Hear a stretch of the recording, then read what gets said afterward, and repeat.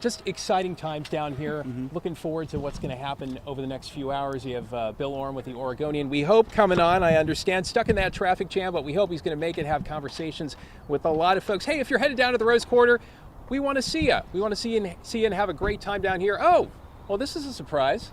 Got out of traffic. That happened faster than I expected. I'm going to take my hat off to you because that's fairly serious. Bill Oram with the Oregonian here. Orlando and I have been following every twist and turn in this, but perhaps nobody knows the team better than you. Let's start on the, with the lighter side of things, so to speak, before we get into sort of the uncertainty. This moment tonight, what do you think it means to the team? What do you think it means to Portland? Oh, I think it's enormous. If you have been following the Blazers over the last 5 years with the amount of just pain this organization has endured, and I could throw it all the way back to. There were a lot of questions around Chauncey Billups hiring. Neil Olshey gets fired under an investigative circumstances.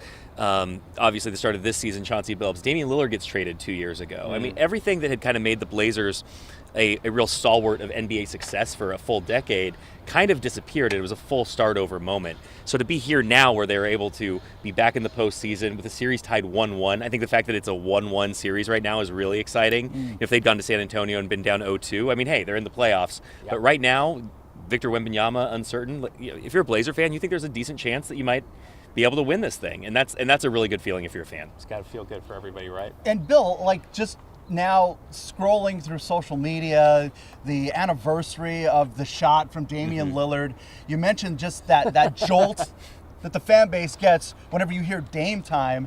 And the Trailblazers putting out that tweet on social media or on Instagram, and you're seeing Damian Lillard put up shots, and you were at the media availability, and you had a chance to talk to Thiago Splitter and ask him about the availability of Damian Lillard. What do we take away from all of that? I think the takeaway here needs to be very cautious. Okay. But what was news to me, and something when I woke up yesterday I did not believe to be true, is that Damian Lillard has not been completely ruled out of playing this postseason. That doesn't mean it's likely. It doesn't mean it's going to happen. But what I was told was essentially nothing's been ruled out, but you also shouldn't get too excited. But the fact that if the Blazers were to advance beyond this series, or maybe if this became a 7-game series, there's a world where Dame's rehab from that torn Achilles lines up with the timeline of this series. Remember, Monday is going to be 1 year since he tore that Achilles tendon when he was a member of the Milwaukee Bucks. That's a really good recovery time. I got to say, when Bill Oram says something is a surprise to him about the Blazers, we pay attention here. Okay, on a little bit more of a serious note, because we've got new ownership a month in, led by Texas billionaire Tom Dundon, who, let us say, has not curried the most generous reputation with fans over the last few weeks of some of the decisions he's made, right? I actually have to pull out my notes here because there's a long list. He's getting names like El Cheapo and Scrooge McDundon trim some of the team's traveling party.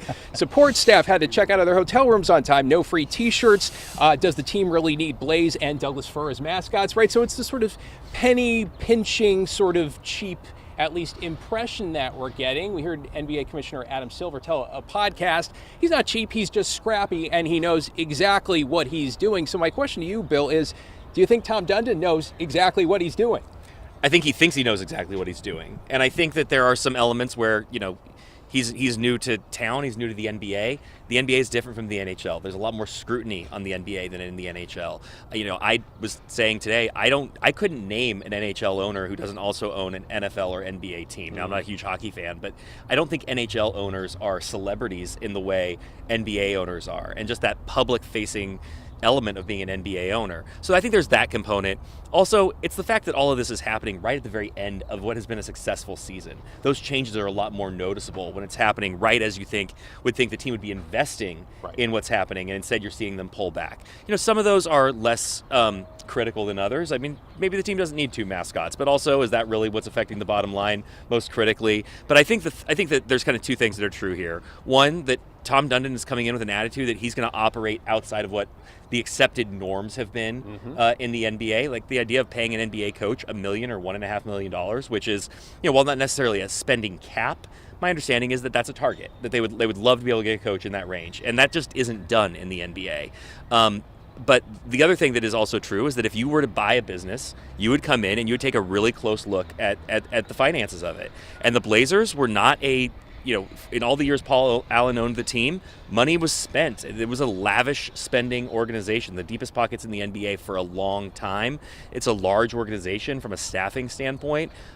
Certainly you don't want to see people lose their jobs, but that's something, if you are buying a business, you're going to come in and you're going to take a good, long, hard look at, and that's what's happening right now. But I do think that the Trailblazers organization and fans are in for a bit of a rude awakening when they find out what it's like when your team is actually run like a business. Yeah, change can hurt, right? It's been a long time. Yeah, and Bill, you touched on that with Thiago Splitter being the head coach, and do you think after the team's success, he's put himself in position to be a serious candidate? And with all of the smoke that's gone around about lowball offers from Tom Dundon around other candidates, does he want this job? So he has said that he wants the job, but what has gone unsaid is what he needs to hear from the team to accept an offer. So the understanding has been that they discussed potentially a longer-term deal, a multi-year deal. He did not like the terms; they were well below industry standard, and so they decided to table it until the offseason. In the meantime, the Blazers have started kicking the tires on other things. Tom Dundon and his associates have certainly been reaching out to others in the coaching community. I think some of those are probably closer to what you'd consider an interview. I think a lot of it has also just been fact-finding. Who should we be talking to? Who's out there? What is a good coach for our team? Like, these are questions I would be asking, or I think either of you would be asking if you were in his position.